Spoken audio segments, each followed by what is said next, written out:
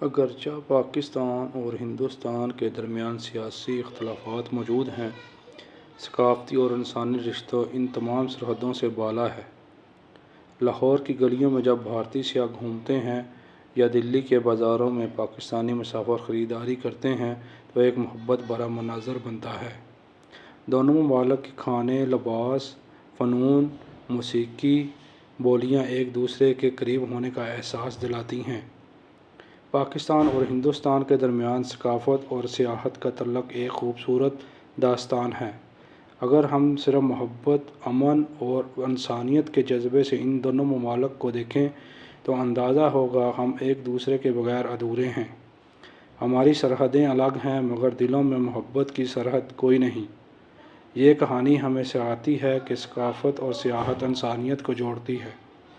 یہی وہ پیغام ہے جو ہمیں آنے والی نسلوں تک پہنچانا ہے: محبت، امن اور ایک دوسرے کو اپنانے